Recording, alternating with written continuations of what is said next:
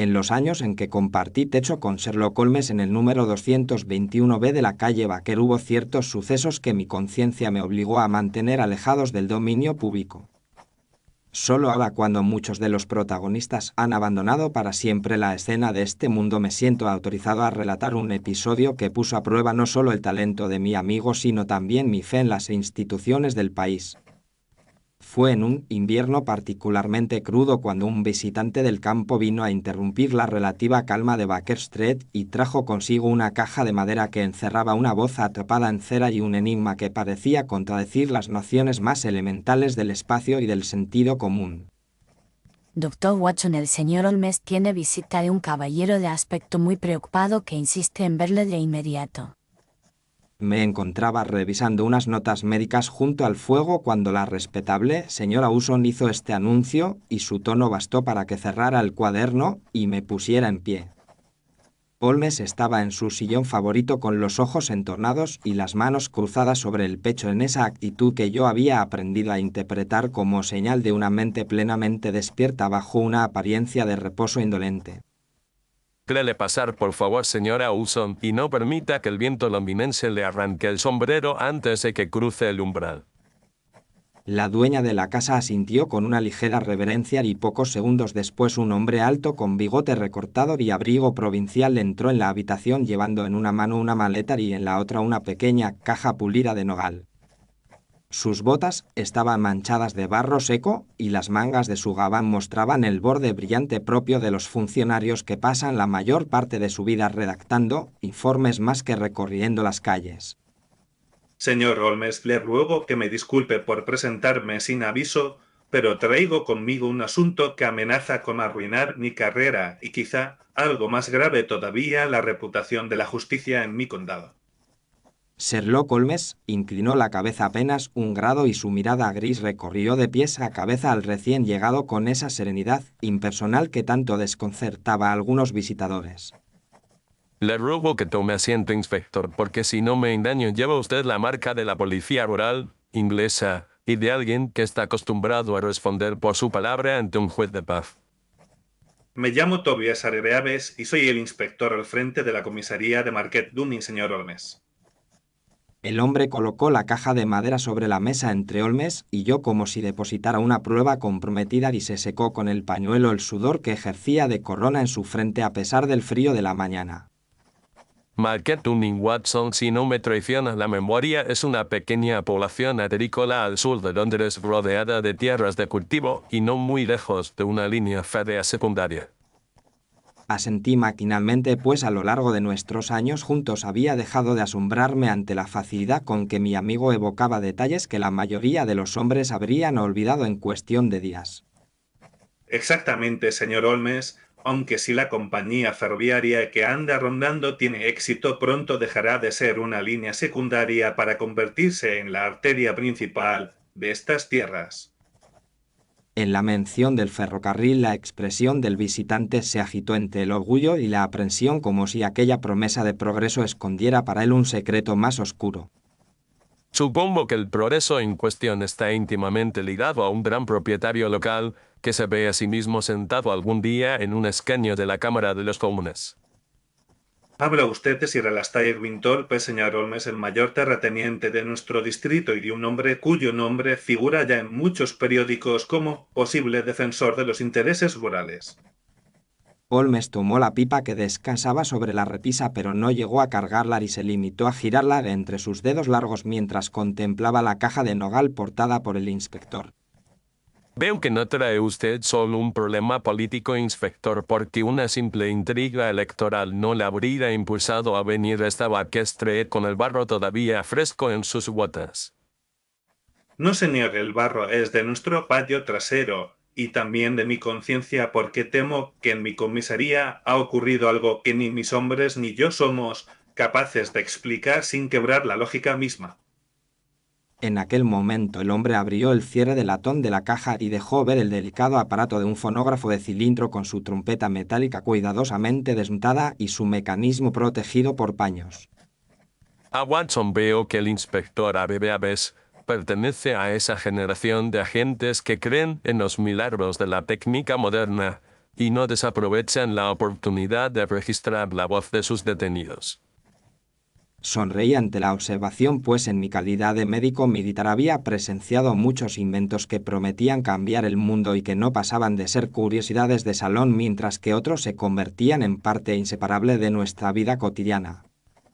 Lo confieso, señor Holmes, me sentí muy orgulloso cuando instalé aquel aparato en una silla del pasillo y grabé la declaración de un agitador local cuyo nombre quizá haya llegado a sus oídos, Owen Pritchard.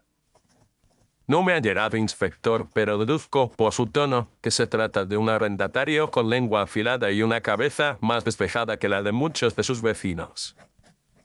Ese hombre ha encendido a los campesinos contra Sir Alastair con discursos sobre contratos injustos y conspiraciones entre banqueros y políticos, y sin embargo es un hombre de trato directo que siempre se ha presentado en mi comisaría cuando se le llama.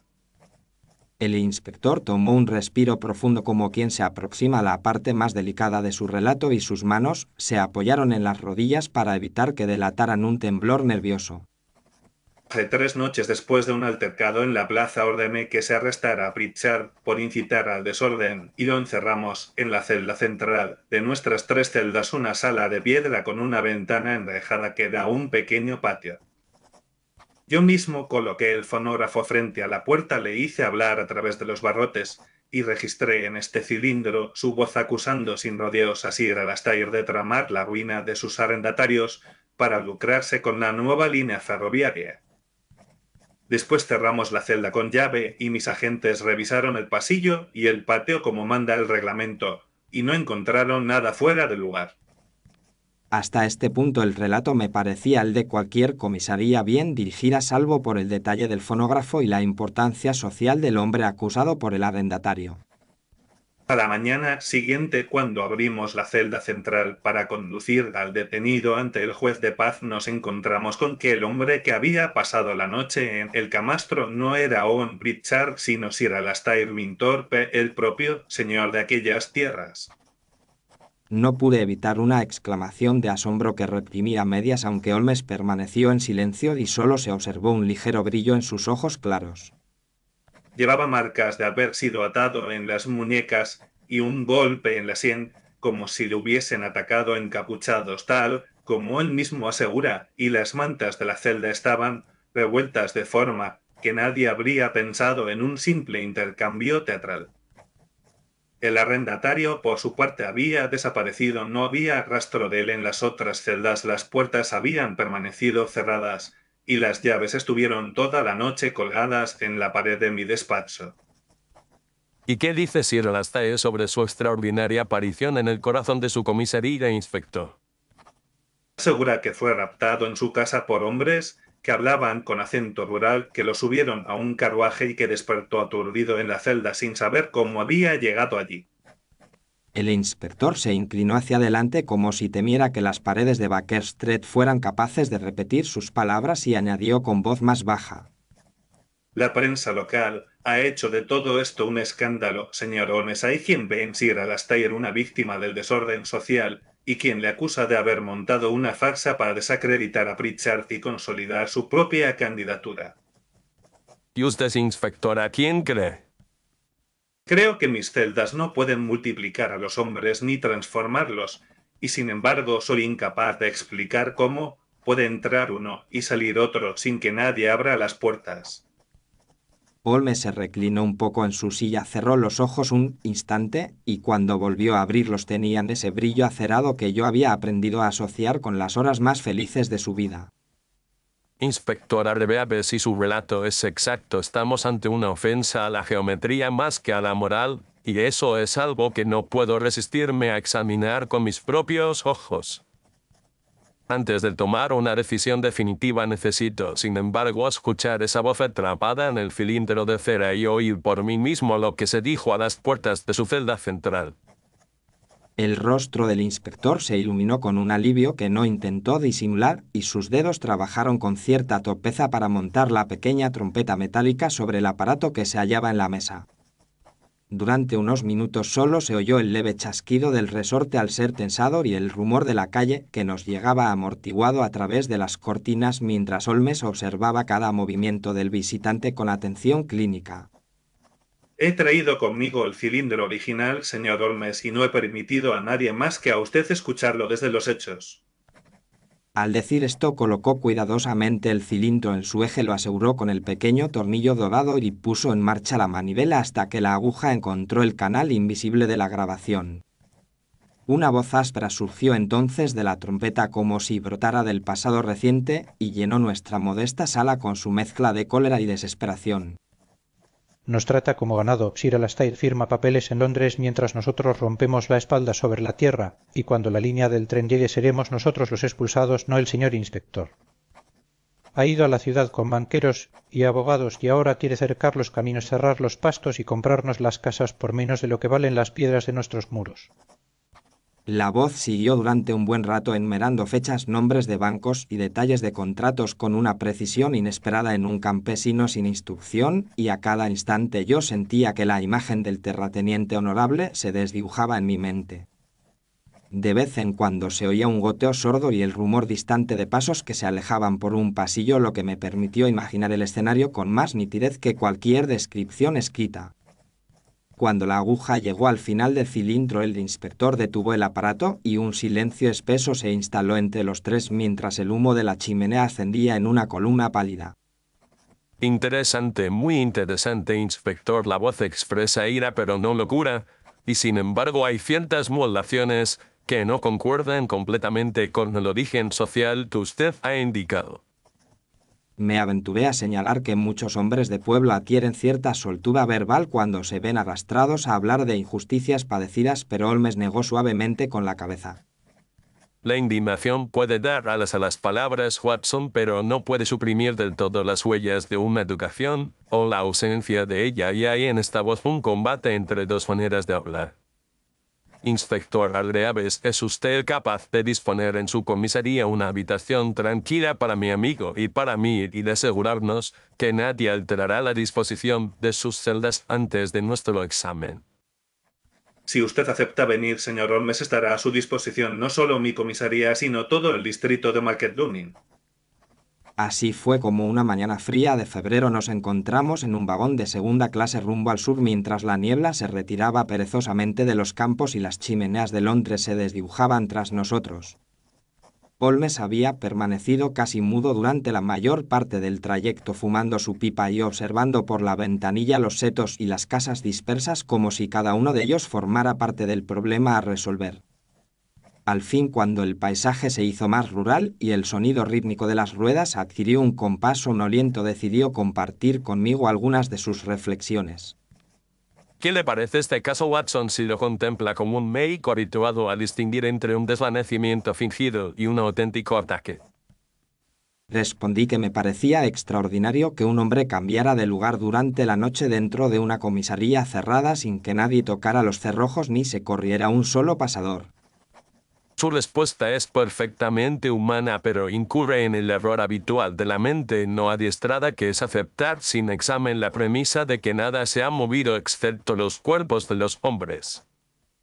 Le pregunté qué otra cosa podía haberse movido entonces, y él sonrió apenas sin apartar la vista del paisaje. Las posiciones, Watson, los puntos de referencia, la forma en que los ojos humanos identifican una puerta o una ventana podrían ser tan engañosos como la niebla que ahora mismo confunde los árboles y los postes del telégrafo. Confieso que estas palabras no hicieron sino aumentar mi desconcierto, aunque a la vez despertaron en mí esa mezcla de curiosidad y expectación que tantas veces había precedido a una de sus brillantes demostraciones. Llegamos al pequeño apeadero de Market Downing cuando el sol del mediodía apenas lograba atravesar un cielo cargado y encontramos allí al inspector Hargreaves esperándonos con el mismo abrigo que llevaba en Baker Street y un aire de alivio reforzado. El camino desde la estación hasta la comisaría discurría entre casas bajas de ladrillo y tiendas modestas. Había campesinos que nos observaban desde las puertas y muchos se descubrían al paso del inspector, aunque su respeto estaba teñido de una inquietud apenas disimulada. La comisaría en sí era una construcción rectangular de piedra con un pequeño patio en la parte posterior y un único piso que daba al camino principal mediante una puerta de roble con escudo metálico. Una vez en el interior, Arreaves nos condujo directamente al pasillo de las celdas donde el olor húmedo de la piedra y el eco de nuestros pasos me recordaron de inmediato algunas instalaciones militares de mi pasado. Aquí están nuestras 3 celdas, señor Holmes, la número 1 junto a la entrada, la número 2 en el centro y la número 3 al fondo, todas con sus correspondientes ventanas hacia el patio. Holmes recorrió el pasillo con paso lento, midiendo las distancias con la mirada y deteniéndose en cada puerta como si conversara con las planchas de hierro y los tornillos que aseguraban los cerrojos. Le agradecería, inspector, que pidiera a uno de sus agentes que nos conduzca al patio exterior mientras nosotros permanecemos aquí y que nos diga qué celda cree ver cuando mira las ventanas desde fuera. Arreaves llamó a un policía de rostro rubicundo y lo envió al patio mientras nosotros permanecíamos junto a la puerta central, la que según el inspector había ocupado Pritchard la noche de los hechos. Un momento después la voz del agente resonó desde el otro lado del muro afirmando que veía claramente la ventana de la celda del medio donde se había encerrado al agitador. Inspector Watson y yo nos desplazaremos ahora por el pasillo y veremos cuántos pasos separan esta puerta de la entrada mientras su hombre continúa convencido de que vigila la celda central desde el exterior. Obedecimos y a cada paso el eco cambiaba ligeramente hasta que llegamos a la entrada y pudimos comprobar que la distancia de entre las puertas no coincidía exactamente con el ritmo de las ventanas que intuíamos en el exterior. Como sospechaba, la celda que parece central desde el patio no es la número 2, sino la número 1, lo cual significa que cualquiera que afirmara haber vigilado al preso desde el exterior, en realidad estaba contemplando una habitación vacía. Un gesto de consternación cruzó el rostro del inspector, quien murmuró algo acerca de los albañiles y de la falta de simetría en los edificios públicos mientras se pasaba la mano por el cabello. Entonces, señor Holmes, ¿quiere decir que la seguridad que creíamos tener sobre la presencia de Pritchard en la celda 2 se basaba en una ilusión óptica y no en una comprobación real? Eso es precisamente lo que digo, inspector, y si añadimos a ello la confianza excesiva en las rutinas y en los partes firmados, tenemos el escenario perfecto para una sustitución de personas en la oscuridad. Tras esta observación preliminar, Holmes solicitó ver el interior de cada celda, examinó los camastros, las paredes, las pequeñas mesas y las marcas de humedad con atención casi arqueológica. Se detuvo en la celda 2, donde aún podían distinguirse unas leves manchas de sangre en la almohada que según Arreaves correspondían al golpe sufrido por Sir Alastair en la sien. La sangre es reciente, pero no puedo afirmar si el golpe fue causado por una caída involuntaria o por un contacto deliberadamente buscado con el borde de la cama para producir un efecto dramático. El inspector frunció el ceño ante esta posibilidad, mientras yo mismo no podía dejar de imaginar al orgulloso terrateniente inclinando la cabeza contra el mueble para conseguir una herida convincente. Una vez terminada la inspección de las celdas, Holmes pidió ver la pequeña oficina donde se guardaban las llaves y donde el fonógrafo había sido alojado al día siguiente de la detención. Era una estancia baja con un escritorio de madera, un reloj de pared que marcaba la hora con un tic-tac obstinado y un armario donde colgaban los ganchos de las llaves junto a un perchero ocupado por capas de lluvia. Inspector, ¿está seguro de que el cilindro no fue utilizado con anterioridad a la declaración de Pritchard para ninguna otra prueba o demostración ante sus hombres? Tan solo hicimos unas pruebas. El día que llegó el aparato, señor Holmes, le pedí a un agente que recitara el himno nacional y luego borramos la grabación girando el cilindro de nuevo, o al menos eso creímos hacer. Ninguna superficie que ha recibido una impresión sonora se borra por completo con tanta facilidad, inspector. Siempre queda un rastro que puede ser aprovechado por manos hábiles. Vi cómo Holmes se tomaba su tiempo para escuchar el tic-tac del reloj y el eco de su propio paso en aquella estancia. Luego pidió que se trajera el fonógrafo desde Baker Street y que se colocara sobre el escritorio.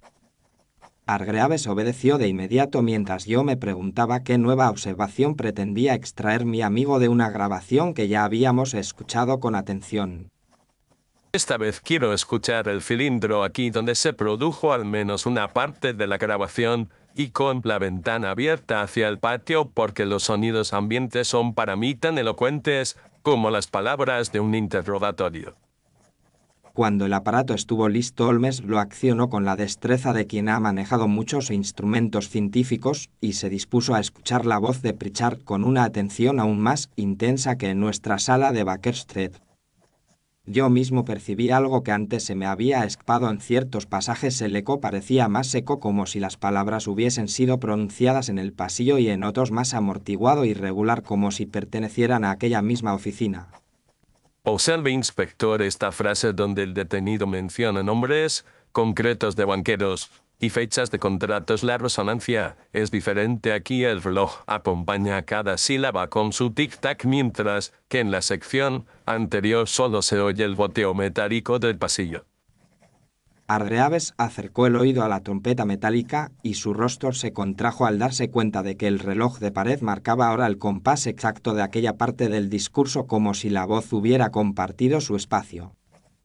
Me atrevo a afirmar que alguien ha utilizado este cilindro en 2 ocasiones distintas, primero frente a la celda con el detenido real y después en esta oficina, añadiendo frases cuidadosamente escogidas para reforzar la imagen de un agitador peligroso. Esta hipótesis pareció dejar al inspector más aturdido que todos los cuestionamientos anteriores sobre sus celdas y sus rutinas de vigilancia. Si eso es cierto, señor Holmes, solo alguien con acceso libre a mi despacho y a las llaves durante la noche habría podido llevar a cabo semejante manipulación. Exactamente, inspector, y sospecho que ese mismo alguien contaba con la colaboración voluntaria o involuntaria de un agente que deseaba ascender con rapidez en la escala jerárquica. Mencioné el nombre de Mullins en voz baja y el color abandonó de inmediato el rostro del policía que se encontraba en el pasillo, pues era evidente que aquel joven ambicioso había sido el favorito del inspector hasta ese día. Holmes no insistió, sin embargo, en ese punto y declaró que antes de formular una acusación formal deseaba visitar la mansión de Sir Alastair Winthrop y escuchar de labios del propio interesado su versión de los hechos. Fuimos conducidos en un carruaje de la comisaría a la residencia del terrateniente, que se alzaba sobre una colina cercana, dominando las tierras de cultivo como un señor feudal que contemplara sus dominios desde lo alto. La casa era una construcción sólida de ladrillo y piedra con una fachada algo severa que delataba más antigüedad que la fortuna de su propietario, y un jardín cuidadosamente arreglado donde los árboles parecían obedecer un orden militar. Caballeros, me llamo Lady Eleanor Winthrop y mi esposo les recibirá en la sala de fumar en cuanto termine de hablar con su administrador. Si son ustedes los señores de Londres de los que nos ha hablado el inspector, permítame agradecerles su visita. La esposa de Sir Alastair era una mujer de mediana edad, con porte digno y un rostro en el que se intuía una belleza marchitada por preocupaciones recientes más que por la simple acción del tiempo. Nos condujo por un amplio pasillo adornado con retratos de familia, donde algunos ancianos de mirada dura parecían juzgar a los recién llegados desde sus marcos dorados, y finalmente nos dejó a la puerta de una sala impregnada de olor a tabaco fuerte. Señor Holmes, doctor Watson, entren por favor. Siéntanse como en su casa, aunque confieso que mi propia casa me parece menos segura que una celda desde la noche en que desperté en una de ellas. Sir Alastair era un hombre alto, de hombros poderosos, con bigote impecable y un brillo calculador en los ojos que solo desaparecía cuando se volvía hacia su esposa, adoptando una expresión de amable protección. Vestía un traje oscuro de corte perfecto y llevaba en el dedo meñique un anillo con sello que dejaba una ligera marca en el cristal de la mesa cuando apoyaba la mano con más fuerza de la necesaria para subrayar sus palabras. Es un placer conocerle, Sir Alastair, aunque lamento que las circunstancias de nuestra visita no sean más agradables. Según tengo entendido, se ha visto involucrado en un suceso digno del teatro más que de la vida cotidiana. Le aseguro, señor Holmes, que habría preferido con gusto una noche de teatro, la experiencia de despertar sobre un camastro rodeado de barrotes con la cabeza dolorida y las muñecas marcadas con una cuerda vulgar. No dudo de lo desagradable de la situación, Sir Alastair, pero me interesa sobre todo comprender cómo llegó usted a esa celda mientras un hombre que le acusa de conspiración desaparecía de la escena sin dejar rastro. Le contaré todo lo que recuerdo, aunque le advierto que mis recuerdos están velados por la acción de algún producto químico porque no podría explicar de otro modo la brecha entre destachar unos papeles en mi escritorio y despertar en aquella habitación inmunda. El terrateniente relató entonces con voz modulada cómo unos hombres encapuchados habían irrumpido en su dormitorio, le habían cubierto el rostro con un paño impregnado de un olor intenso y lo habían arrastrado hasta un carruaje donde perdió el conocimiento. Mientras hablaba, mis ojos de médico no pudieron evitar fijarse en las marcas de las muñecas y en el hematoma de la sien ya casi cicatrizado, y me pareció que el primero tenía una forma perfectamente compatible con una cuerda atada a sí mismo y no con una atadura forzada. Según usted, Sir Alastair no tuvo ocasión alguna de ver el rostro de sus atacantes ni de oír nombres que pudieran identificarlos, y sin embargo está convencido de que se trataba de arrendatarios descontentos. ¿Quién más querría perjudicarme de ese modo, señor Holmes, salvo los agitadores que se oponen a mi proyecto de modernizar las tierras con la ayuda del ferrocarril y un escaño en el Parlamento? Supongo que también podría existir un grupo de banqueros, engañados, abogados resentidos, o incluso rivales políticos deseosos de manchar su nombre, pero dejemos esa cuestión por ahora porque me interesa más el aspecto espacial del problema.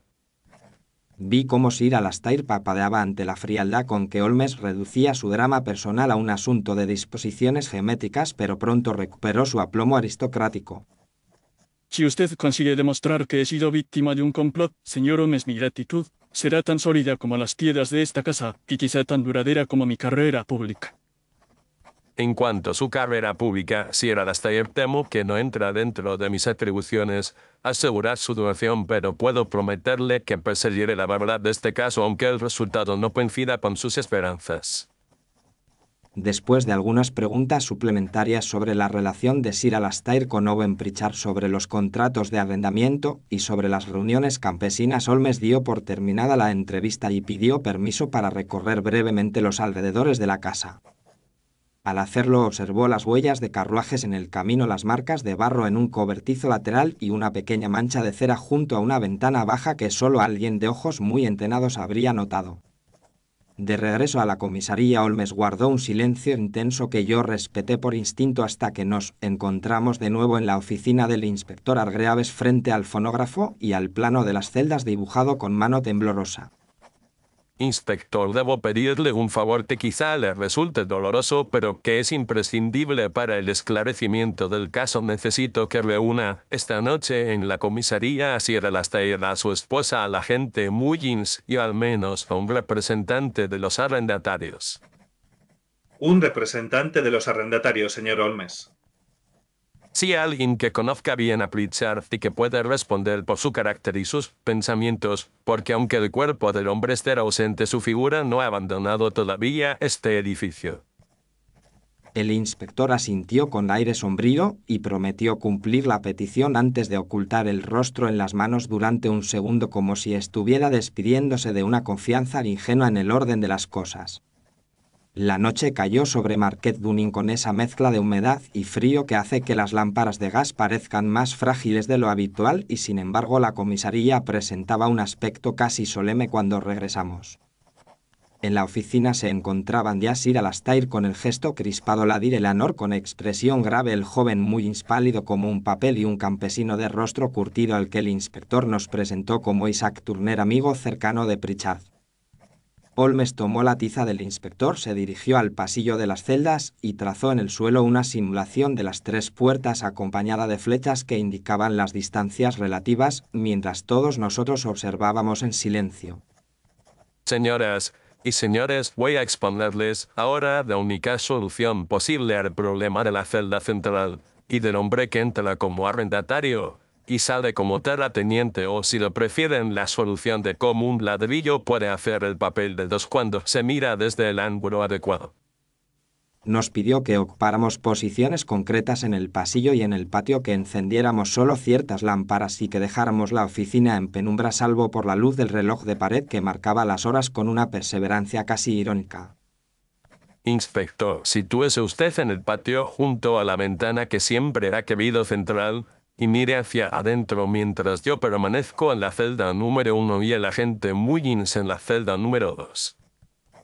Desde mi lugar en el pasillo pude percibir de inmediato la ilusión óptica que engañaba a quien se hallaba fuera. La ventana, que parecía coincidir con la puerta central, correspondía en realidad a la primera celda, desplazada unos centímetros por el defecto de construcción que Holmes había descubierto. 30 ahora, inspector. ¿Qué número cree usted vigilar desde ese punto? Veo la celda del medio, señor Holmes, la que yo creía que ocupaba Pritchard la noche del arresto. Y sin embargo estoy yo detrás de esa ventana, inspector, mientras el agente Mullins se encuentra en la verdadera celda central, invisible para usted si confía solo en sus ojos y en la simetría aparente del edificio. Un murmullo recorrió a los presentes y Sir Alastair apretó los puños sobre el bastón con tanta fuerza que los nudillos se le pusieron blancos. Ahora apagamos todas las luces salvo una lámpara en la oficina y dejemos que el reloj marque el compás mientras el fonógrafo reproduce de nuevo las palabras de Pritchard y de su doble. Las sombras invadieron el pasillo y la comisaría adquirió un aspecto espectral, solo roto por el brillo pobre del aceite en la oficina y por el suave giro del cilindro sobre su eje metálico. La voz de Pritchard volvió a surgir de la trompeta de latón, pero esta vez Holmes detuvo el aparato en un punto preciso y señaló con la tiza una línea imaginaria en el aire. Aquí, señores, escuchamos al verdadero Owen Pritchard hablando desde la puerta de la celda número 2 con su voz áspera y sus datos concretos de arrendatario que ha aprendido a leer los contratos. Ahora escuchen el cambio de resonancia cuando el reloj se suma al discurso y las sílabas adoptan una cadencia más medida, propia de alguien habituado a los salones y no a las tabernas.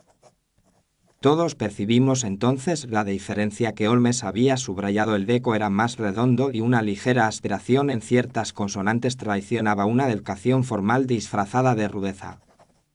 Esta segunda voz es la suya, Sir Alastair, o si lo prefiere, su voz disfrazada de campesino grabada en la oficina de la comisaría mientras el cilindro contenía todavía el rastro de las palabras de Pritchard.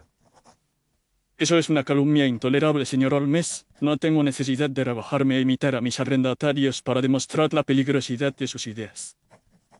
Señor, no se indigne todavía porque no he terminado de exponer las evidencias, y la indignación prematura suele ser el refugio del culpable más que el del inocente.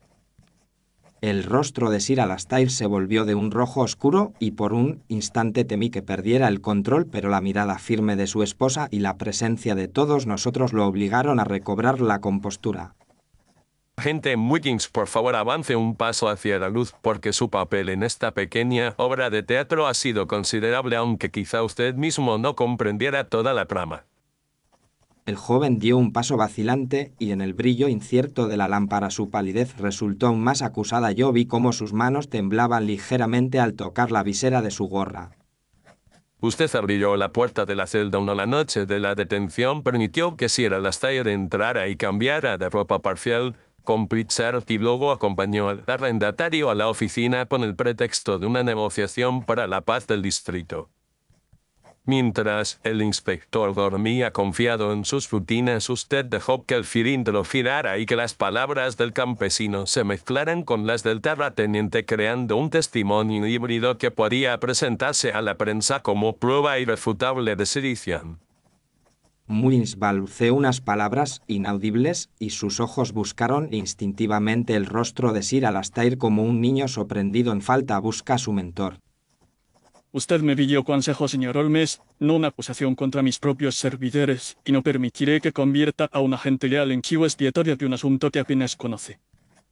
Conozco lo suficiente para afirmar que sin su ambición desmedida, Sir Alastair, nada de esto habría ocurrido, porque solo un hombre cuya mira está fija en un escaño de Westminster consideraría legítimo sacrificar a un arrendatario incómodo para afirmarse como mártir del desorden rural.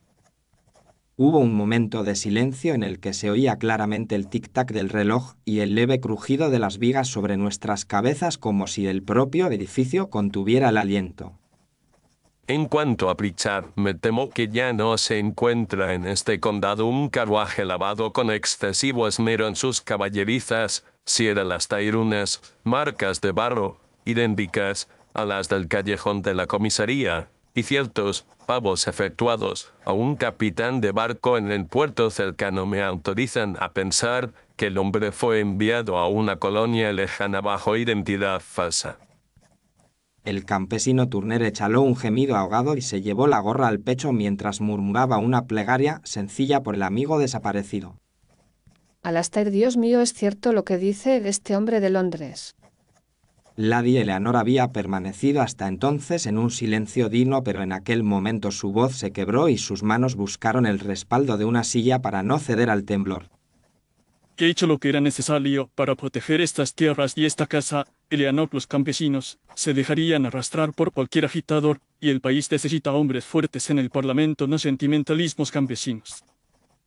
He aquí el verdadero rostro de la ambición, inspector, no el del agitador que grita en la taberna, sino el del señor que se siente autorizado a reordenar la posición de los hombres como si fuesen piezas inanimadas de un tablero de ajedrez.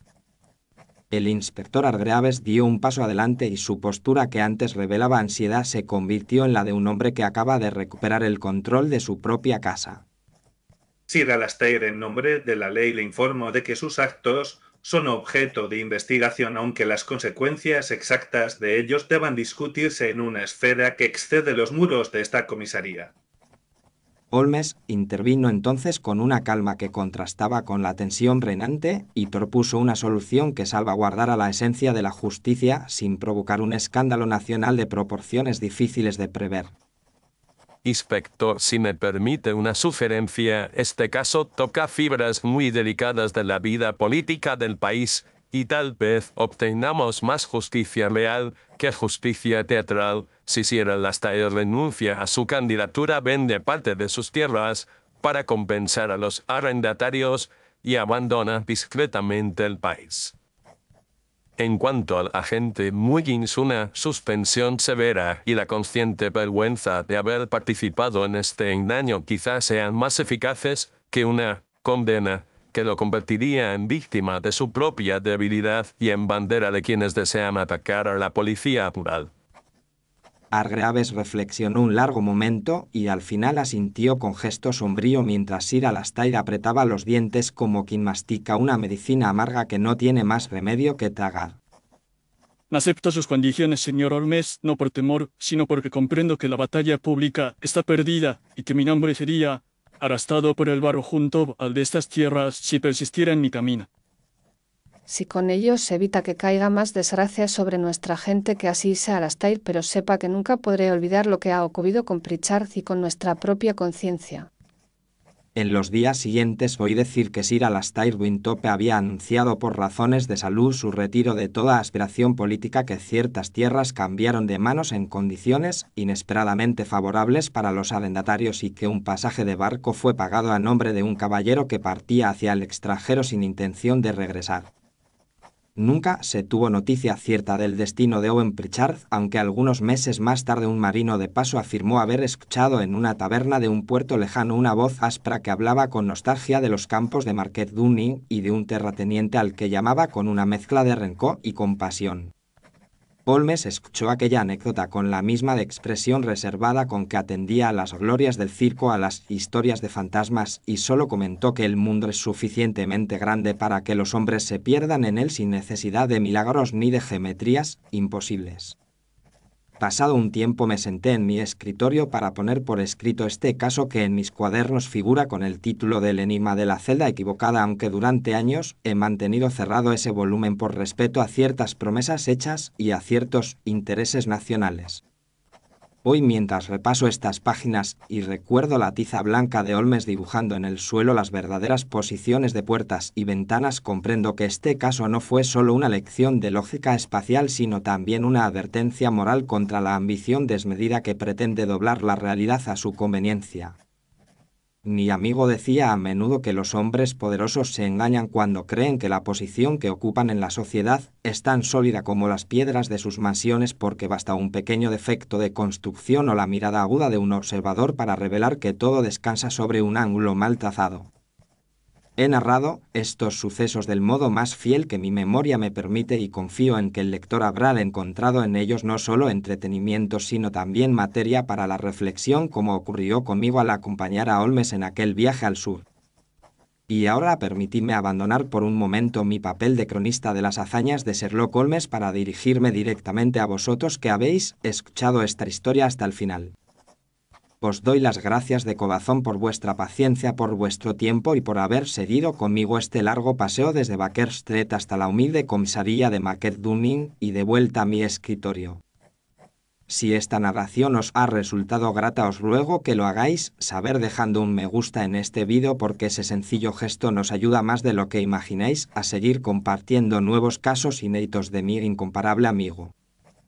Os invito también a suscribiros al canal y a activar las notificaciones para que ninguna de nuestras futuras aventuras se pierda en el ruido cotidiano del mundo moderno. Me alegrará mucho leer vuestros comentarios con impresiones, teorías y preguntas porque aunque mi pluma narra los hechos, vuestra mirada los mantiene vivos y les da nuevas interpretaciones. Si deseáis apoyar de forma más directa nuestro trabajo, podéis hacerlo mediante una pequeña donación utilizando un código de respuesta rápida que veréis en la esquina inferior derecha del vídeo siguiendo el enlace correspondiente en la descripción. Allí en la descripción encontraréis asimismo enlaces a otras obras de este mismo canal que pertenecen a series muy diferentes a esta, aunque comparten el deseo de ofreceros un rato de compañía y de imaginación. Será para mí un verdadero honor que regreséis para escuchar el próximo caso que he preparado a partir de mis viejos cuadernos y que sigáis siendo testigos de la extraordinaria mente de Sherlock Holmes. Hasta entonces os envío un cordial saludo en nombre de mi amigo y en el mío propio, y os espero en nuestra próxima aventura en estos casos inéditos de Sherlock Holmes.